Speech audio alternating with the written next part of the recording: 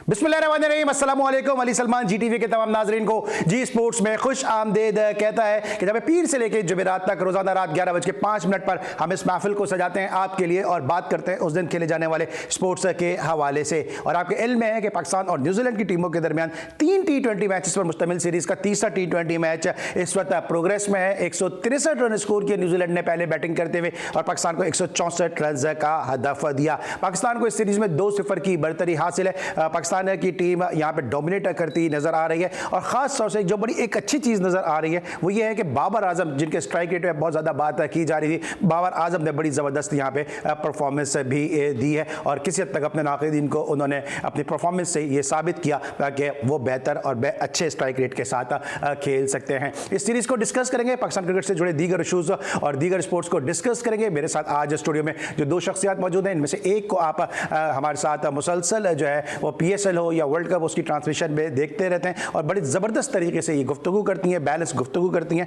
और साथ साथ FM पे बड़ा ज़बरदस्त एक शो भी होस्ट करती हैं। ऐनो ज़ैर हमारे साथ आज मौजूद है एक तवील अरसे के बाद। अस्सलाम वालेकुम मैन, कैसी हैं आप? ठीक हैं, वालेकुम अस्सलाम, कैसे हैं आप अली? मैं बिल्कुल ठीक हूँ। मैच में आपसे डिस्कस करेंगे, लेकिन जो दूसरी शख्सियत मौजूद है जनाब, जो गुज़िश्ता रजीम था पाकिस्तान क्रिकेट बोर्ड का, उसमें ये PCB के साथ बतौर कोच मुंसलिक थे और अपने वक्त बड़े ज़बरदस्त ऑफ स्पिनर, लीगल एक्शन इनका रहा, क्योंकि ऑफ स्पिनर के हवाले से कहा जाता है कि उनका एक्शन जो है वो लीगल नहीं होता। बदकिस्मत रह के पाकिस्तान की टीम के साथ श्रीलंका के टूर पे भी गए और अभी मेरे साथ ये नया नाज़माबाद में कमेंट्री कर रहे थे और एक ऐसे प्लेयर के ऊपर कमेंट्री कर रहे थे कि जिनकी कप्तानी में इन्होंने अपने कैरियर का आखिरी फर्स्ट क्लास मैच भी खेला था। फाद इकबाल की कप्तानी में अपने कैरियर का आखिरी इन्होंने फर्स्ट क्लास मैच खेला और फिर बतौर एक्सपर्ट जो है उसी मैच को ये बतौर एक्सपर्ट कमेंट्स भी दे रहे थे। और इसी दौरान जब मैं आपसे गुफ्तगू कर रहा हूँ तो बाबर आजम 2 रन बनाकर आउट भी हो गए। ताहिर खान ने हमें ज्वाइन किया। अस्सलाम वालेकुम ताहिर, कैसे आप? वालेकुम सलाम अली भाई, अल्हम्दुलिल्लाह खैरियत से, ठीक ठाक है अल्हम्दुलिल्लाह। आप खैरियत से? मैच में जरा आगाज करेंगे गुफ्तगू का ताहिर खान से के साथ। ताहिर, सबसे पहले तो बताइए सीरीज जो खेली जा रही है, सब लोग ये बात कर रहे हैं कि जो न्यूजीलैंड की टीम है वो फुल स्ट्रेंथ टीम नहीं है और न्यूजीलैंड की B टीम आई है। पाकिस्तान को इस सीरीज से क्या फायदा होगा? देखिए, सबसे बड़ी बात अली भाई, क्रिकेट बैट बॉल का गेम है, इसमें A B टीम नहीं देखी जाती। उसमें सिर्फ मेन चीज ये है कि आप किस तरह से परफॉर्म कर रहे हैं, आप किन लड़कों को चांस दे रहे हैं। अगर आप लगता है कि सीरीज आपका जीत जाते हैं, शुरू के 3 मैचेस जैसे आज मैच चल रहा है, अगर 3 मैच जीतते हैं तो आप अपनी बेंच स्ट्रेंथ को आप आजमा सकते हैं और यही सबसे अच्छा बेस्ट मौका होता है किसी भी होम सीरीज के अंदर। यही सबसे बड़ा एडवांटेज होना चाहिए और मैं समझता हूँ ये एडवांटेज हमारे सारे उन यंगस्टर्स को होना चाहिए जो डोमेस्टिक से परफॉर्म करके, PSL से परफॉर्म करके T20 और वनडे के अंदर शामिल होते हैं टीम में। ठीक है। एंड आपको क्या लगता है कि सीरीज में इस तरह में जो प्लेयर कुछ IPL खेलने के लिए गए, मैं फुल स्ट्रेंथ टीम नहीं है, B C टीम की बातें हो रही हैं, लेकिन इंटरनेशनल सीरीज होती है। आपको लगता है कि इस सीरीज से पाकिस्तान क्रिकेट को कोई फायदा होगा? प्लेयर्स आए जो रेस्ट करने के बाद आए, वो आए, उन्होंने परफॉर्म भी किया, क्या पाकिस्तान को क्रिकेट से गेन करेगा? देखिए, अनइक्वल सीरीज है ये, इस वजह से अनइक्वल सीरीज है कि जैसे कि आपने खुद कहा कि IPL उनके प्लेयर्स खेल रहे हैं, लेकिन बहरहाल हिस्ट्री में ये बातें याद नहीं रखी जाती हैं। एक बड़ा अच्छा आपने क्वेश्चन यहाँ पर ये किया कि क्या फ़ायदा होगा। अब ये डिपेंड करता है हमारी मैनेजमेंट पर और सबसे बड़ी बात हमारे कैप्टन पर कि वो क्या एक्सपेरिमेंट करते हैं इसके अंदर। अगर वो कोई एक्सपेरिमेंट नहीं करते हैं, अगर इसी तरह वर्ल्ड नंबर 1 और वर्ल्ड नंबर 2 ने ओपन करना है और आपने नई कॉम्बिनेशन ट्राई नहीं करने हैं, इसी तरह सीनियर खिलाड़ियों ने ही खेलना है, जूनियर्स को चांस नहीं मिलना है, तो फिर आपको कोई फ़ायदा नहीं है। आपको देखिए लॉन्गर पर्सपेक्टिव में सोचना पड़ता है। आपका जो T20 वर्ल्ड कप है ना, वो 1.5 साल बाद है, अगले साल के लास्ट में है। अभी ODI का साल है, ठीक है, आप ODI में फोकस करें, लेकिन जो T20 के लिए अभी जो आपके अफगानिस्तान के प्लेयर थे उनको मौका मिलना चाहिए था, या अगर फर्ज करें मौका नहीं भी मिला था तो बाबर में एज ए लीडर इतनी करेज होनी चाहिए थी कि ठीक है रिजवान, आप नंबर 3 पर आओ, मैं और साइम ओपन करते हैं, या फिर ऐसा करते हैं कि रिजवान और साइम ओपन करते हैं, मैं वन डाउन आता हूं। ये जो जिद है ना कि मैंने ही ओपन करना है रिजवान के साथ, ये लॉन्ग टर्म में बहुत खतरनाक है पाकिस्तान के। अच्छा ताहिर, आपको क्या लगता है? बड़ी अच्छी बात की है कि क्या आपको नहीं लगता कि यहाँ पे मुख्तलिफ कॉम्बिनेशन को ट्राई किया जा सकता था? क्योंकि जो अफगानिस्तान की सीरीज थी उसमें जाहिर सी बात है बहुत सारे यंगस्टर्स टीम का हिस्सा थे और शायद वहाँ पे इस तरह से क्योंकि सीनियर प्लेयर नहीं थे तो शायद हम इस तरह फुल स्ट्रेंथ के साथ गए और उसका फिर हमें खमियाजा भी भुगतना पड़ा। यहाँ पे बाबर, रिजवान, शाहीन जैसे प्लेयर्स की मौजूदगी में नहीं लगता कि मुख्तलिफ कॉम्बिनेशन हम ट्राई कर सकते थे? अली भाई बिल्कुल करना चाहिए। हम अगर सिर्फ डर अगर निकाल देना, हम हम बेसिकली डर क्या है कि हम हिस्ट्री से ये डरते हुए आ रहे होते हैं हम सीरीज ना हार जाएं, हम कुछ ना हो जाए। सीरीज हारने से क्या होगा? अफगानिस्तान से आप सीरीज हार गए ना, क्या हुआ इन द एंड? आखिरी मैच यही जब लड़के खेले यंगस्टर, मैच भी जीते, वही बॉलिंग के अगेंस्ट, वही स्ट्रेंथ के अगेंस्ट। तो आप ये डर निकाल के आप चांस दें। अल्लाह ना करे अगर कोई चले मेन इवेंट में आपका कोई ओपनर अनफिट हो जाता है, आपने सेकंड ओपनर उसका बनाया हुआ किसी का, थर्ड ओपनर बनाया हुआ आपने किसी का, तो ये सीरीजेस जो होम सीरीज होती हैं ये बेस्ट मौका होता है कि आप उन लड़कों को नंबर शफल करें, डिफरेंट आपको प्लेटफॉर्म्स पे आप उनको खिलाएं, डिफरेंट एटमॉस्फेयर पे आप उनको खिलाएं, चाहे वो ए टीम के अगेंस्ट हो या बी टीम के अगेंस्ट मैचेस हो रहे हो। जब तक आप वो चीज रिजल्ट आपको तभी मिलेंगे जब आप उसका एक्सपेरिमेंट करेंगे। ठीक है, अच्छा अभी एक्सपेरिमेंट की आपने बात की कि बाबर आजम ने जिस अंदाज से बैटिंग की और उनका स्ट्राइक रेट भी काफी हमें बेहतर नजर आया, तो आप समझते हैं कि इस तरह ये बाबर आजम माजी में भी खेल सकते थे? अब जो इन पर तनकीद हुई है तो उन्होंने अपना को प्रूफ करने के लिए इस तरह की बैटिंग की है, क्या वजह थी कि ये बाबर आजम हमें माजी में नजर नहीं आता था? अली भाई पिचेस का मैं समझता हूं फर्क होगा, पिचेस का और बॉलिंग का बहुत बड़ा फर्क है, क्योंकि आप अगर आप बॉलिंग की बात करें, जैसे अभी न्यूजीलैंड की जो बॉलिंग आई हुई है वो अनएक्सपीरियंस बॉलिंग आई हुई है ना, लेकिन जब आप बैट और बॉल का मैच होता है ना तो फिर ये नहीं देखा जाता। तो वहां पर जिस तरह से हमने देखा जब बाबर ने दूसरे T20 के अंदर जो 100 किए हैं, उसके जब 38 बॉल्स के बाद जो उसने अपनी इनिंग्स खेली है, बाकी मतलब जो उसने 50 रन बनाए वो बहुत डिफरेंट अंदाज में उसने बनाए। तो यही बाबर आजम हम चाहते हैं, क्योंकि आप अपने सोल पे अपनी जो ग्राउंड्स पे तो आप खेल सकते हैं, जरूरी नहीं है कि हर कंडीशन आप ही के मतलब की हो, तो आपको वहां अडॉप्ट करना पड़ता है। बाज दफा आप अगर चेस करने पे जा रहे हैं, चला आप मैच हार जाते हैं, आप टोटल देने पे जा रहे हैं, आप कम टोटल पे आउट हो जाते हैं। तो वो एक्सपेरिमेंट आपको अगर करना है तो आप दिल से वो डर आप निकाल दें कि जी हम हार को डर नहीं है, तो ही आपको रिजल्ट मिलेगा। ठीक है, एंड डर था या आपको लगता है कि वो अपने शैल में बंद थे? अब आप जैसे लोगों ने, कमर ज़ैफ़ी भाई हैं या और दीगर जो साबिक क्रिकेटर्स हैं, मतलब आकिब जावेद ने तो यहाँ तक कह दिया था कि हम बाबर आजम को लाहौर कलंदर के खिलाफ मैच में आउट ही नहीं करते।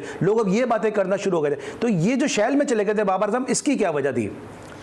देखिए, बाबर आजम शेल में नहीं चले गए थे, मेरे ख्याल से वो एक जो ज़िद होती है ना उनकी, उसने उनको बहुत नुकसान पहुंचाया अपनी। बाबर की अगर आप स्ट्राइक रेट की बात करें, हम चलें ज़्यादा दूर नहीं जाते हैं, वैसे तो 2016 का उनका डेब्यू है, अगर हम 2019 की बात कर लें तो तब से जो उनका, अगर आप देखें ना जितने रन बनाए हैं उन्होंने, वो 130-120 के स्ट्राइक रेट से बनाए हैं। अब अगर आप 2023 की बात करें, अभी तक जो उन्होंने 550 या 600 रन बनाए हैं, ये 150 के स्ट्राइक रेट से बनाए हैं। तो बाबर आजम बड़े मतलब वो लकी भी हैं कि as a player, as a captain उनको बड़े चांस मिलते हैं। यहाँ पर क्रिटिसिज्म बेहद फ़ायदेमंद साबित हुआ है। और ये जो बाज़ लोग यहाँ पे बड़ा ऐसा बिहेव कर रहे थे कि जैसे अफगानिस्तान की सीरीज़ में जो सीनियर को रेस्ट दे दिया गया था या उनसे कैप्टनसी ले ली गई थी, कि पता नहीं कोई उनकी कोई जायज़ हक था जो ले लिया गया था, कोई ख़ानदानी विरासत थी जो उनसे ले ली गई थी। दुनिया भर में ऐसा होता है। तो वो जो रेस्ट था और जब आपको पता चला कि कॉम्पिटिशन आ रहा है, तो उसके बाद हर कोई ट्राई करता है। अब आप देखिए हारिस रऊफ ने लगातार 2 मैचों में उन्होंने 4 खिलाड़ी आउट किए, और इसी तरह मोहम्मद रिजवान ने अच्छा अपने PSL में एक अच्छे स्ट्राइक रेट के साथ खेलने की कोशिश की। पता है मोहम्मद हारिस है, मेरे पीछे हसीबुल्ला है। तो जो कंपटीशन होता है ना, अल्टीमेटली फ्रूटफुल होता है आपके। ठीक है, क्या वजह कि जो पीछे बेंच स्ट्रेंथ माजी में स्ट्रॉन्ग करते नजर नहीं आ रहे थे, और रमीज राजा साहब जब चेयरमैन थे उनका ये कहना था कि जो बाबर आजम के अलावा मुझे कुछ नजर नहीं आता, जिसकी वजह से शायद बाबर आजम, जिस तरह मैं कह रहा हूँ शैल में चले गए थे, बाबर आजम भी शायद हमें किसी तक रिलैक्स नजर आए। अब जिस तरह हम देख रहे हैं कि हारिस आ गया या साइम अय्यूब आ गए या और पीछे प्लेयर लाइन में लगे, उनके आने से थोड़ा प्रेशर आया बाबर में, और फिर अल्टीमेटली फायदा पाकिस्तान टीम को हुआ।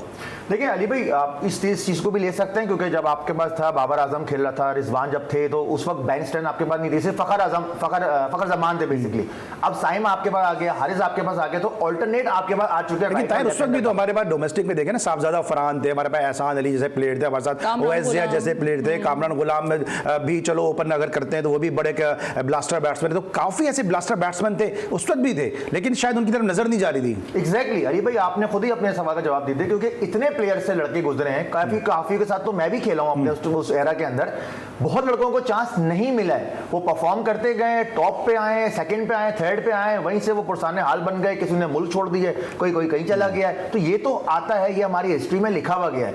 हमें बात ये है कि हम अकाउंटेबिलिटी जब तक नहीं करेंगे ना, सीरीज बाय सीरीज, हमारे पर रिजल्ट प्रोड्यूस नहीं होंगे। ठीक है, सीरीज बाय सीरीज जब तक नहीं करेंगे रिजल्ट प्रोड्यूस नहीं होंगे। और एक बड़ी अच्छी चीज ये है कि क्रिटिसिज्म जो है वो बड़ा हेल्दी हेल्दी क्रिटिसिज्म है और इससे पाकिस्तान को अल्टीमेटली फायदा हो रहा है। पाकिस्तान के साथ एक खिलाड़ी आउट हो चुका है और 15 पाकिस्तान का स्कोर है। 163 रन पहले बैटिंग करते हुए किए थे न्यूजीलैंड ने, तो 164 रन का हदफ मिला है। सीरीज में 2-0 की बढ़तरी। अब देखना ही है कि पाकिस्तान क्या इस मैच को जीतकर सीरीज जो है वो 3-0 से अपने नाम करने में कामयाब होगा या नहीं होगा, व्हाइट वॉश करने में कामयाब होगा या नहीं होगा, ये देखना होगा। मिलते एक छोटे से ब्रेक के बाद।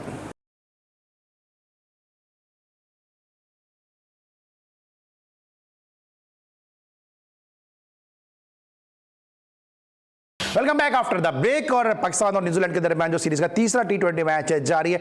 यहां पर सूरत कुछ इस तरह है कि पाकिस्तान को 164 रन करना है इस मैच में कामयाबी हासिल करने के लिए और सीरीज में 3-0 की बढ़तरी हासिल करने के लिए, और फिर यकीनी तौर पर पाकिस्तान व्हाइट वॉश की जानिब देखेगा।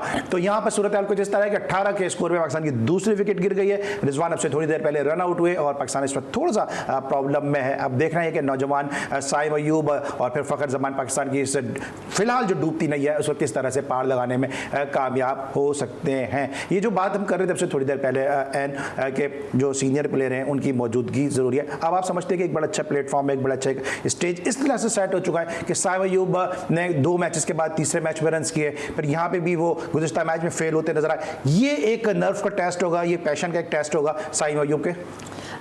देखें, अभी आपने इस सवाल का भी मैं जवाब मैं लिंक कर देती हूँ। अभी ताहिर साहब से भी आपने किया था कि पहले क्यों नहीं हमें प्लेयर्स मिले। वो पहले इसलिए नहीं मिले कि वो जब खेल रहे थे, खेल तो रहे थे, आप उनको लेके ही नहीं आए। जब आपने खुद कहा था कि बस कि जो हमारे एक्स जो बाबर के अलावा नजर नहीं आता, बाबर के अलावा कुछ नजर ही नहीं आता, और जो नजर आते थे वो बाबर को नहीं आते थे वो नजर। जब आपके खुद ओपनर हैं तो वो तो कोई नहीं चाहेंगे कि कोई ओपनर आए। अब देखें, ये फखर जमान हो गए या साइम अयूब हो गए, ये सारे ओपनर्स ही हैं ना, शान मसूद हो गए, लेकिन इन सबको 3rd या 4th नंबर पे आना है। मोहम्मद हारिस को आना है। बाबर से जब ये क्वेश्चन हुआ था उनकी प्रेस कॉन्फ्रेंस में कि कौन ओपन करेगा, उन्होंने कहा था ओपन तो हम ही करेंगे, एक्सपेरिमेंट हम कोई नहीं करेंगे। और ये अच्छी बात है हमारे यंगस्टर्स की, साइम अयूब और मोहम्मद हारिस की, कि ये बड़े अच्छे ये लड़के हैं और ये कहते हैं कि हम 3-4 नंबर पे आकर भी ओपन कर लेंगे। अब ये सोचने वाली बात है, जो नया है, जो खेलना चाह रहा है, ग्रीन कैप पहनना चाह रहा है, ग्रीन शर्ट को कैरी करना चाह रहा है, वो तो कहेगा भाई मुझे टीम में खिलाओ, 5वें 6ठे नंबर पे खिला दो। लेकिन ये कैप्टन का काम है कि उसको पता होना चाहिए कब कौन सा खिलाड़ी मैंने खिलाना है, कब किसको यूटिलाइज करना है। अब आपने यहाँ पे साइम की बात की है तो ये उनकी खुशकिस्मती है या कह लें या बैड लक है बाबर आजम की, कि पहले मैच में भी उनको, क्योंकि वो ओपनर हैं फखर और ये बेसिकली, तो उन्हें मिल गए थे पावर प्ले, ये दोनों आउट हो गए थे। आज भी हमारे वर्ल्ड नंबर 1 और वर्ल्ड नंबर 2 आउट हो गए हैं, सो इनको अगेन पावर प्ले मिल गया है। देखते हैं किस तरह से फ़ायदा उठाते हैं, क्योंकि लास्ट मैच में तो साइम ने बड़ा अच्छा खेला था। ठीक है, लेकिन साइम लास्ट मैच में अच्छा खेला, लेकिन लास्ट मैच में तो वो रन नहीं कर सकते। आपको लगता है थोड़े साइम ने भी जल्दी की है, थोड़ा सा इनको भी अब अपने स्ट्रोक को चेक करना पड़ेगा, क्योंकि इंटरनेशनल क्रिकेट में ये कहा जाता है कि आपके जो इब्तिदाई मैचेस होते हैं वो बड़े आसान होते हैं, उसके बाद फिर वीडियो एनालिस्ट आपके ऊपर काम कर लेते हैं। देखिए बात ये कि ये तो ऑब्वियसली ये तो आपने foreign modern days of cricket है, आपने फॉरेन अपने आप को चेंज करना है। हर मैच में आपको डिफरेंट प्लान से जाना है, पिच का बिहेवियर, पिच का बाउंस आपको आपके पास होना चाहिए और सिचुएशन को रीड करना आना चाहिए। तो ये आज जो सिचुएशन मिली है, मैं समझता हूँ ये बेस्ट मौका है अपने यंगस्टर्स को सारी स्किल शो करने का। सामने फखर जमान मौजूद है, एक्सपीरियंस के बाद बहुत है, किस तरह से किस बॉलर पे कौन सी हिट लगानी है, ये सबसे बड़ा आज के दिन मैटर होगा, क्योंकि इफ्तिखार आपके उसके बाद आने वाले हैं, फिर इमाद वसीम है और फिर फ़हीम अशरफ है। फ़हीम अशरफ तक तो नौबत ना ही जाए, मैं समझता हूँ, क्योंकि ये 2 मेन ऐसे बैटर हैं कि इनको ही ये मैच खत्म करके आना चाहिए। ठीक है, आपने इमाद की भी बात की है। इमाद को आप किस तरह देख रहे हैं कि जो PSL में इमाद ने जिस तरह से परफॉर्मेंस की, आपको लगता है कि इमाद उसी चीज़ को कैरी करते नजर आ रहे हैं? क्योंकि बड़ी इस बात पे कंट्रोवर्सी भी हो रही है, इस पर बड़ी बात भी हो रही है कि नवाज जो है इमाद की वजह से बाहर है।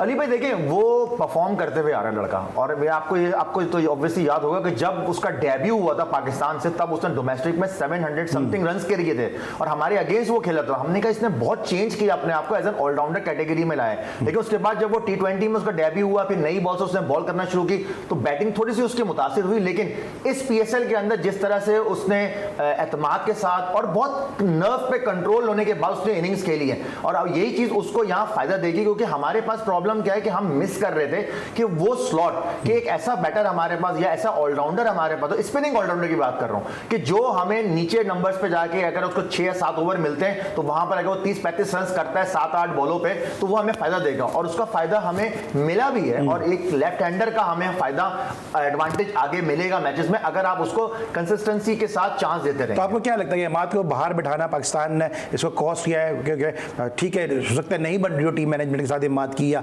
कप्तान के साथ नहीं बन रही हो, लेकिन बाहर बैठना इमाद का, टीम से ड्रॉप होना पाकिस्तान को कॉस्ट कर गया? देखिए ऑब्वियसली अली भाई, देखिए वो डिपेंड करता है आपकी फॉर्म कैसी है, आपकी फिटनेस कैसी है, आप किस रिदम में हैं, ये तीनों चीजें होती हैं। ये चीज फास्ट बॉलर में भी अलाउ होती है।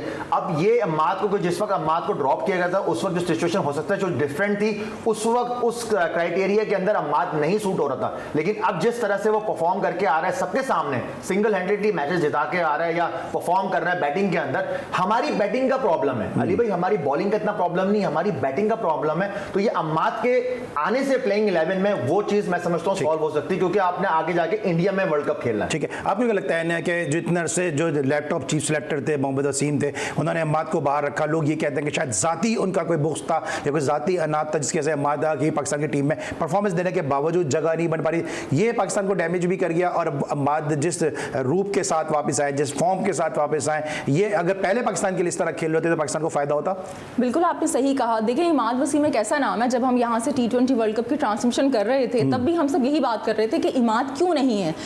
इमाद के पास जितना एक्सपीरियंस है, वो जितनी फॉर्म में हम डिफरेंट लीग्स में उन्हें खेलते हुए देख रहे थे, तो he must be in T20 world cup जो कि खेला गया था। लेकिन बहरहाल हमारे यहाँ मसला ये है कि पर्ची सिस्टम है, वो पर्ची या आप ये समझ लें कि वो बाज़ दफ़ा पाकिस्तान के लिए नुकसानदेह हो जाती है। एक एलिजिबल बंदा टीम में नहीं आ पाता, लेकिन बाज़ दफ़ा एक बंदा जो नाअहल होता है वो टीम में आ भी जाता है। आपने वो देखा होगा कि जैसे कि इंजर्ड प्लेयर को कैरी किया हमने, फ़खर जमान, खुशदिल शाबाइस, आपने एक ज़बरदस्ती की जिद बनाई हुई थी। तो ये जब इस तरह की बातें होती हैं ना, तो ये बड़े मसले मसाइल हो जाते हैं। अब आप देखें पाकिस्तान की ए टीम है, वहाँ पे किसको कैप्टन बनाया? ये हमारी मैनेजमेंट जो अभी मौजूदा है, मैं बड़ा इन्हें प्रेस करती हूँ, बड़े अच्छे इन्होंने वुडसियन लिए हैं, रोहेल नज़ीर को वापस लेके आए हैं। लेकिन सऊद शकील जो कि इतना अच्छा आपका प्रोस्पेक्ट है, जिसको इस वक्त टीम में होना चाहिए था, मैं समझती हूँ ODI की, वो हमें कहीं दिखाई नहीं दे रहा। मुझे नहीं पता क्या एजेंडा है। PSL में आपने उसको बेंच पे बिठा के रखा, और उसके बाद अब वो जो ए टीम का कैप्टन था लास्ट टाइम, अब जो हमारी मैनेजमेंट है उन्होंने इमरान बट को बना दिया। अब कोई ये पूछे इमरान बट के अंदर कौन सा ऐसा पोटेंशियल दिखाई दिया,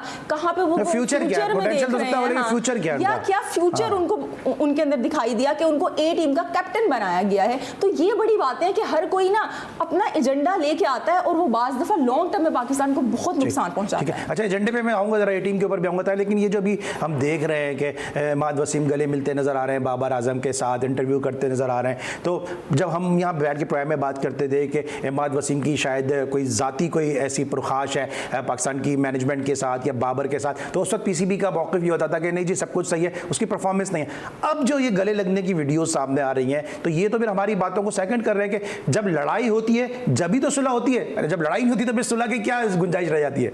अली भाई देखिए, वो परफॉर्म कर रहा है, वो लड़का वो परफॉर्म करके आ रहा है। वो जो भी क्रिटिसाइज कर रहे हैं लोग उस पर, परफॉर्मेंस नहीं हो रही, उसकी फिटनेस सही है, उसने परफॉर्मेंस करके दे दी, उसने स्टैट्स दे दी, उसने बोला भाई आप मेरे स्टैट्स देख लो, अगर खराब है तो मुझे फिर आप सजा दे दो। तो ये अगर जो भी इंटरव्यू हो रहे हैं, बाबर से मिल रहे हैं, अच्छी चीज़ है, मैं समझता हूँ, और मिले और बातें हो, सारी चीज़ें डिफरेंट अंदाज में आ जाएं। हो सकता है ये अगर हमें यहाँ बैठ के गलत साबित कर रहे हैं और पाकिस्तान के लिए परफॉर्म कर रहे हैं, पाकिस्तान के लिए फायदा हो रहा है, इससे अच्छी चीज हमें PCB क्यों हाइप दे रहा है इस चीज को कि गले मिल रहे हैं, इंटरव्यू भी इमाद से ही कराया जा रहा है, और भी प्लेयर थे शान मसूद से भी कराया जा सकता था, तो ये PCB इस चीज को क्यों इतनी हाइप दे रहा है? जब कुछ वो कहते हैं ना आग होती है तो फिर धुआं होता है, जब कुछ ऐसा था ही नहीं है तो फिर क्या जरूरत है कि फिर इमाद को ही सब सामने रख के बाबर आजम के साथ रखा जाए? अली भाई ये तो माजी से यही चलता हुआ आ रहा है, क्योंकि जब नया ट्रेंड चला हुआ है ना अभी, क्योंकि आप मैच खत्म होता है, फिर आपका इंटरव्यू होता है, फिर आप बातें दिखाई जाती हैं, ड्रेसिंग रूम की वीडियो होती है, ये तो एक ट्रेंड चल गया है। आपके पाकिस्तान में भी ट्रेंड चला हुआ है, और भी मुल्कों के अंदर चला हुआ है, इंग्लैंड के अंदर भी चला हुआ है। इस तरह से ये तो ट्रेंड, जब तक ये ट्रेंड चलता रहेगा तब तक हम इसी चीजों में आते रहेंगे, क्योंकि जब जिस कंट्रोवर्सी सामने आएगी ना, वो दोनों को प्लेयरों को आपस में मिला के सामने इंटरव्यू कराए जाएंगे, ताकि स्माइलिंग के साथ एक जेस्चर शो किया जाए कि जी ऐसा सब अच्छा है, सब कुछ अच्छा है। आपको लगता है भी इमाद भी एक स्टेटमेंट देता है कि अब मुझे जो सिलेक्टर अब मेरे साथ इस तरह से नहीं कर सके, अब मुझे ड्रॉप करके बताएं तो फिर मैं देखूंगा? देखिए मैं एग्री करूंगी आपकी इस बात से कि जो अभी आपने की है कि है कुछ ना कुछ, तभी इस तरह की बात होती है। आप देखें कि पहले मैच में भी बाबर आजम ने, हालांकि वो नई बॉल के बड़े अच्छे प्लेयर हैं, लेकिन उनको आखिर में एक ओवर दिया था। वो भी जब क्या कहेंगे ना, जो शायकीन थे उनकी जानिब से आवाज़ें लगना शुरू हो गई कि भाई इमाद को आप ओवर दो।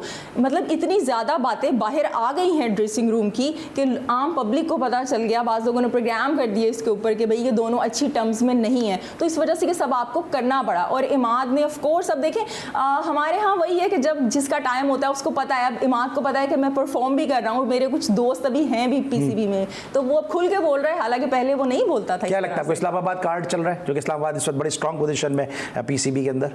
कह सकते हैं आप।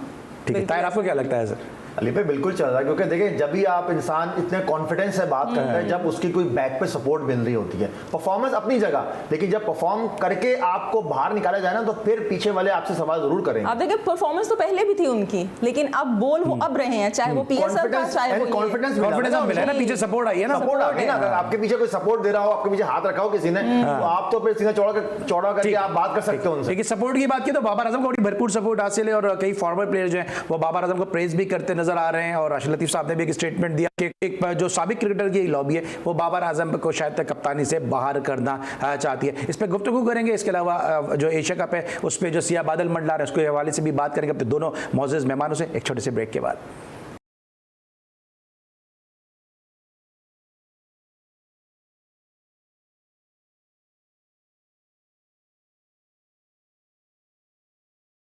Welcome back after the break. और इस वक्त सूरत हाल है कि अब से थोड़ी देर पहले साइम अयूब भी आउट होकर वापस पवेलियन लौट चुके हैं।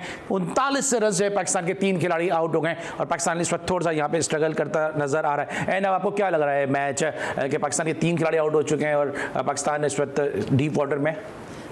लग तो आया। देखिए पिच भी अभी, जैसे ये अभी हमारे इतने अच्छे बॉलर बैठे हुए ऑफ स्पिनर, ये ज़्यादा आपको ज़्यादा अच्छा एनालाइज करके बताएंगे पिच के हवाले से, लेकिन मेरे ख्याल से जो पिच है वो मुश्किल है। और आज चेस भी कर रहा है पाकिस्तानी सीरीज़ में, इस T20 सीरीज़ में पहली दफ़ा, तो मुश्किल हो सकती है। और पाकिस्तान के साथ मसला ये है कि ये प्रेशर ले लेते हैं हमारे बैटर्स, सो ये गले में आ सकता है। ताहिर क्या लगता है आपको, क्विकली बताइए मुझे। अली भाई सिंपल सी चीज़ है, क्योंकि जो सिचुएशन नजर आ रही है वो प्रेशर आप हम पे आ रहा जा रहा है, क्योंकि आप जितनी डॉट बॉल्स खेलेंगे ना, फिर आपको फौरन आके आपने स्ट्राइक करनी है, बाउंड्रीज लेनी है, और फिर ये जो 6 रन का जो एवरेज है वो जब 10 रन पे चले जाएगा ना, तो फिर ये गले में आता जाएगा मैच फिर ये। ठीक है। और ताहिर अब थोड़ा सा मौजू को थोड़ा सा चेंज करते हैं, क्योंकि इस पर मैच प्रोग्रेस में काफ़ी ज़्यादा हमने इस पर बात भी कर ली है। राशिद लतीफ़ साहब ने एक स्टेटमेंट दिया कि बाबर आजम की कप्तानी के पीछे कई सीनियर प्लेयर लगे। ये एजेंडा क्यों ज़रूरी है इस वक्त कि बाबर आजम को कप्तानी से हटाया जाए, और सीनियर प्लेयर को क्या ज़रूरत है कि वो इसके लिए एक लॉबी करें? अली भाई देखिए, जो सिचुएशन हम अगर थोड़ा सा इसको माजी में लेके जाओ, तो माजी में भी ये चीज़ें काफ़ी होती रही हैं कि जो भी एक कामयाब कप्तान बज़ाहिर अपनी टीम के लिए नज़र आ रहा होता है, मुल्क के लिए नज़र आ रहा होता है, लोग उसके लिए प्रेस करते हैं, कहीं ना कोई आपका एक्स प्लेयर आके कोई ऐसी बात कर जाता है जो चुभती है हर एक को, जबकि वो भी पाकिस्तान के लिए ही खेला हुआ है। उसके दौर में भी यही बात हुई चुकी होती है, या तो वो भी कप्तान रह चुका तो उस पर भी यही क्रिटिसिज्म होता है। तो शायद इसीलिए राशिद भाई ने यही बयान अपने ये जो दिया है, जो आप बता रहे हैं, तो मुझे ये लगता है कि इसके पीछे ये चीज़ है कि, लेकिन जिस तरह से वो परफॉर्म कर रहा है, स्ट्राइक रेट पे उसकी बात हो रही थी, स्ट्राइक रेट अब वो आहिस्ता आहिस्ता सही करना जा रहा है। अब डिपेंड करता है कि उसको एक्सपीरियंस कितना मिल चुका है, अब वो प्लेइंग 11 क्या वो खुद सेलेक्ट कर रहा है, ये सबसे बड़ा सवाल है। अली भाई आपको क्या लगता है, क्या वाकई एक्स प्लेयर चाहते हैं कि बाबर आजम कप्तानी से हट जाए? देखिए एक्स प्लेयर्स हों, चाहे मैं हूँ, चाहे आप हो, हम सब अपने वतन से मोहब्बत करने वाले लोग हैं, अपनी क्रिकेट से मोहब्बत करने वाले लोग हैं। कोई भी बाबर आजम के खिलाफ एजेंडा नहीं चलाता। अगर कोई ये कहता है कि बाबर आजम को कैप्टनसी से हट जाना चाहिए है या वाइट बॉल की कैप्टनसी उनसे ले लेनी चाहिए है, तो वो सिर्फ पाकिस्तान की क्रिकेट की बेहतरी के लिए कह रहा होता है। तो ये कहना कि नहीं जी कोई एजेंडा चला रहा है, ऐसा तो बिल्कुल भी नहीं है। इस तरह तो हम भी कह सकते हैं कि ज़रा सी कैप्टनसी की बात होती है, फ़ौरन से आ जाते हैं जी के सोचना भी मना है कि हैशटैग आ जाते हैं, फ़ौरन आ जाता है कि जी रेड लाइन है बाबर आजम हमारी, जी जान भी दे देंगे। तो फिर इस तरह तो वहाँ पे भी एजेंडा चल रहा है। तो आप देखिए इक्वल देखें ना, जो पाकिस्तान के लिए अच्छा है वो हमारे लिए अच्छा है। बाबर आजम के साथ कैप्टनसी के इश्यूज हैं, और जैसे ताहिर साहब ने कहा कि अब वो सीख रहा है, तो ये सीखते सीखते इस बच्चे ने अपना स्ट्राइक रेट इंप्रूव करते करते 5 साल लगा दिए। अभी अब जाके 5 साल बाद इनका जो स्ट्राइक रेट है वो 150 में दाखिल हुआ। अब देखें आगे चल के साल अभी पड़ा है क्या होता है। ठीक है ताहिर, अब जिस तरह हम बात करें कि कप्तानी के हवाले से काफ़ी बात होती है, अभी राशिद साहब ने एक और स्टेटमेंट दिया, उन्होंने कहा कि बाबर के अलावा कोई और ऑप्शन नहीं है। क्रिकेट बोर्ड कहता है तीन ऑप्शन है हमारे पास, और जब मीडिया का प्रेशर आया और जब एक्सटर्नल प्रेशर्स आए तो उसमें फिर नजम सेठी साहब को कहना पड़ा कि जी बाबर आजम ही हमारा कप्तान है। हालांकि उससे पहले कहा गया था कि सीरीज जो है वो डिसाइड करेगी कि आया बाबर कप्तान रहेगा या नहीं रहेगा। अरे भाई माजी में भी यही हुआ था, एहसान मानी जब थे सरफराज को बराबर में बिठा के कह रहे थे कि ये वर्ल्ड कप तक कप्तान है, वर्ल्ड कप के बाद भी हमारा कप्तान है, गले में भी हाथ डाला। वही चीज़ नजम सेठी साहब ने भी बाबर के लिए बोली है। देखिए इस वक्त हम चेंजिंग इसलिए नहीं कर सकते अली भाई, हमारे 2 वर्ल्ड कप हमारे सर पे बैठे हुए हैं और हमें बहुत लंबी हमने क्रिकेट खेलनी है। इस वक्त जो हो रहा है आप उसकी बेटरमेंट की अगर आप बात करें कि जी कि हम सपोर्ट करें, चाहे अगर वो खराब भी कर रहे हैं आप उसको सपोर्ट करें। हाँ तनकीद जरूर होनी चाहिए, तनकीद बराए इस्लाह होनी चाहिए, तनकीद बराए तनकीद नहीं होनी चाहिए, मुझे ऐसा लगता है। लेकिन ताहिर साहब अभी जो T20 वर्ल्ड कप है वो तो सर पे नहीं खड़ा हुआ हमारे, वो तो 1.5 साल बाद है। अभी उसमें तो एक्सपेरिमेंट हो सकते हैं। क्रिकेट हो रही है, आप चाहे T20 क्रिकेट खेल रहे हो या वनडे खेल रहे हो, आप क्रिकेट खेलने दो। आप ये नहीं सोच रहे कि यार T20 क्रिकेट में क्या होगा, T20 क्रिकेट में भी आपको सिचुएशन ऐसी आती है, आप वनडे की तरह बैटिंग करते हैं, कभी कभी वनडे में भी ऐसी आती है, उसमें तो हो सकते हैं ना उसके अंदर। अभी टाइम तो है काफी, नहीं है आप टाइम आपके पास 1.5 साल और कहां 3-4 अगले साल मेरा यही था, इसमें अन्य भी बात की है कि क्या आप समझते हैं कि हमारी टीम जो है वो हम शेप उसको दे चुके हैं, फाइन ट्यूनिंग की जरूरत है, या समझते इसमें भी जिस तरह भी एन भी कह रही हैं कि अभी 1.5 साल है वर्ल्ड कप में, थोड़ा दूर है T20 का वर्ल्ड कप, तो इसमें मजीद और इंग्रेडिएंट्स का हमें इजाफा करना पड़ेगा। अली भाई एक तरह से इनकी बात जरूर मैं इसमें एक्सेप्ट करूंगा कि होने चाहिए, लेकिन आप एक एक दो से कर सकते हैं। जैसे अभी तीन सीरीज आपके पास हैं तो उसमें आप अगर आप व्हाइट वॉश पहले कर जाते हैं, आपके पास 2 मैच एक्स्ट्रा हैं, उसमें आप पूरी अपनी प्लेइंग 11 चेंज कर दें, आप उन लड़कों को पूरा चांस दें, या तो उस सीरीज में पूरा आप चांस दें कि जी आपके पास 5 मैच है, 5 मैच आपने खेलने, आपको कोई नहीं हटाएगा, आप अपना एक्सपीरियंस शो करें। अगर आपको पोटेंशियल मिलता है तो आपके पास बेस्ट आपके 16 स्क्वाड अनाउंस हो जाएगा वर्ल्ड कप के लिए, एशिया कप के लिए और जो वनडे का जो कप है उसके। ठीक है, और राइट हम बात कर रहे हैं इस पाकिस्तान की T20 के हवाले से, और उस सूरत हाल कुछ इस तरह से कि 45 रन पे पाकिस्तान के 4 खिलाड़ी आउट हो चुके हैं, और पाकिस्तान इस वक्त मजीद जो है मुश्किलात से 2-4 इसलिए भी नजर आ रहा है कि फ़खर जमान जो इस वक्त क्रीज पे एक्सपीरियंस प्लेयर थे वो भी आउट होकर अब से थोड़ी देर पहले वापस पवेलियन लौट चुके हैं। अब ये जो बात कर रहे थे T20 की जो कप्तानी की बात करते हैं, आपको क्या लगता है कि नजम सेठी साहब को स्टेटमेंट देने की जरूरत पड़ी क्यों कि हर सीरीज में बुला के बाबर आजम को ये कहा जाता है कि आप ही कप्तान है? तो क्या क्रिकेट बोर्ड सोच रहा है 3 मुख्तलिफ ऑप्शन की तरफ, या क्रिकेट बोर्ड ने अभी जो तनकीद का सिलसिला शुरू हुआ जर्नलिस्टों की जानिब से, सोशल मीडिया, उसके बाद बैकफुट पे गया क्रिकेट बोर्ड? ये आप मुझसे पूछ रहे हैं? जी आपसे पूछ रहा हूँ। ओके, देखिए सबसे पहली बात कि अगर आपका चेयरमैन को ये आके कहना पड़ रहा है कि नहीं भाई नहीं यही हमारा कैप्टन है, तो देयर इज समथिंग, इसका मतलब है कि वाकई सोचने की बात है, क्योंकि कैप्टनसी चेंज हो जाना, बाबर ने खुद अभी अपनी प्रेस कॉन्फ्रेंस में कहा, जो कि पहली दफ़ा उन्होंने कहा, मुझे खुशी हुई कि भाई मैं कोई लिखवा के तो नहीं लेकर आया कि कैप्टनसी मेरे पास रहेगी। तो यही बात है कि देखें आपने मुल्क के मफाद के लिए करना है, अपनी क्रिकेट के फ़ायदे के लिए करना है। आप अगर देखें इंडिया के अंदर हार्दिक पांड्या को उन्होंने ओवरनाइट चेंज कर दिया भाई, जब T20 वर्ल्ड कप हारा इंडिया तो उन्होंने कैसे मतलब वो पूरी मैनेजमेंट चेंज कर दी। आप देखें इंग्लैंड के अंदर 2 कैप्टन है, इवन बांग्लादेश तो डिफरेंट कोचेस को आजमा रहा है। तो जब आपने मॉडर्न डे क्रिकेट खेलनी है तो ऐसे में मेरे ख्याल से वर्कलोड कम होना जरूरी है, बेंच स्ट्रेंथ में इजाफा होना जरूरी है, और कैप्टन कोई बाबर आजम की कोई वरासत नहीं है कि अगर उनसे कैप्टनसी से उनको हटाने की बात हो जाएगी तो लोग एकदम टची हो जाते हैं। तो कोई बात नहीं, चेंज कर सकते हैं इसको, एक फॉर्मेट में तो चेंज कर सकते हैं, कोई ऐसी इसमें गलत बात नहीं है। अच्छा अभी एशिया कप की भी हम बात भी कर रहे हैं, एशिया कप के वाले से आपका एक्सपीरियंस क्या कहता है कि क्या एशिया कप में भारत आएगा, और अगर भारत नहीं आता है तो फिर पाकिस्तान क्रिकेट बोर्ड एक स्टांस ले रहा है, मौके के PCB ने दिया है कि ठीक है हमने PSL से हमने इतना कमा लिया है कि हम भी इंडिया वर्ल्ड कप खेलने के लिए नहीं जाएंगे। कुछ लोग ये कहते हैं कि ये एक सिर्फ स्टेटमेंट या स्टांस जो है ये एक जज्बाती तौर पर स्टांस है, ज़मानी जो ग्राउंड रियलिटीज़ हैं, ज़मीनी हक़ाइक़ इसके बरक्स हैं।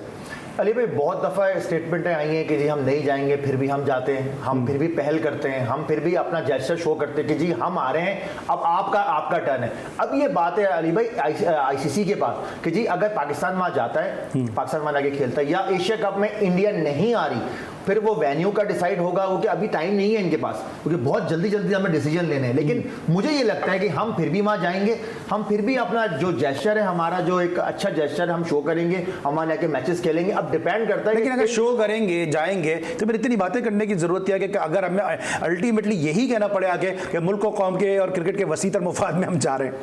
अली भाई ये तो चीजें होती हैं, Face तो saving। माजी से बेसिकली सब चीजें चल रही है ना, ये तो आपको कहना पड़ता है, तो आपको आपकी जॉब है ये कहना। ठीक है, आप उसमें कुछ ऐड करेंगे? जी मैं यही कहूँगी कि वैसे तो अगर आपने स्टांस ले लिया है जहाँ पे नजम सेठी इतने अच्छे अच्छे फैसले कर रहे हैं, तो यहाँ पे ये भी कट जाएं पाकिस्तान की तारीख में नहीं जा रहे हम खेलने के लिए, क्योंकि अगर पाकिस्तान एक और इंडिया के मैचेस बड़ा रेवेन्यू जनरेट करते हैं, हम एमसीजी में देख चुके हैं, ऐसे नहीं ऑस्ट्रेलिया ने ऑफर कर दिया था कि आए हम बाइलैटरल सीरीज या ट्रायंगुलर सीरीज। ठीक है, बड़ा रेवेन्यू जनरेट करते हैं, लेकिन एक और भी चीज जनरेट हो रही है वो है जनाब ग्रास रूट क्रिकेट, और वो जी स्पोर्ट्स और जीटीवी की पूरी कोशिश ये है कि रमजान क्रिकेट टैलेंट को सामने लाएं। ऐसे एक टूर्नामेंट खेला जा रहा है रावलपिंडी में, मिसम रमजान नाइट ट्रॉफी, इस हवाले से एक रिपोर्ट है, आइए देखते हैं।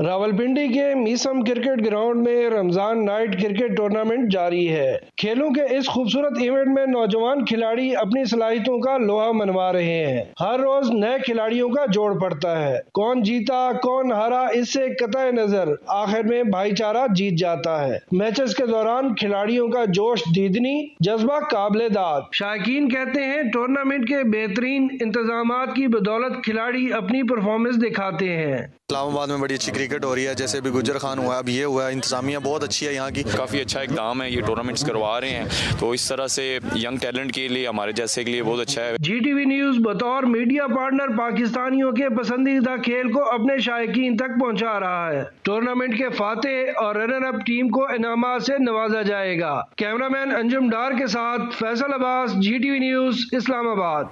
जी ना, मिसर रमजान ट्रॉफी, ताहिर आपने बड़ी रमजान क्रिकेट खेली है, कैसा लगता है आपको कि जब जीटीवी रमजान टूर्नामेंट को सपोर्ट करता है? अली भाई I am really thanks to GTV, क्योंकि ये वो स्टार्स हैं कि जो छुपे हुए स्टार होते हैं, और ये बहुत अच्छा प्लेटफॉर्म है और जीटीवी इन लड़कों को आगे ला। Thank you so much Tahir, thank you so much, and आप हमारे साथ मौजूद थे। और रमजान क्रिकेट इस वक्त पूरी तरह से ऑन है और हम भी क्रिकेट खेलने की तैयारी कर रहे हैं। थोड़ी देर बाद हमारा भी एक मैच होने वाला है, इंशाल्लाह दुआ कीजिएगा कि हम उसमें अच्छी परफॉर्मेंस देने में कामयाब हो जाएं। आज के लिए बस इतना, इंशाल्लाह कल एक दफा फिर आपसे मुलाकात होगी। अली सलमान को इजाजत दीजिए, अल्लाह हाफिज़।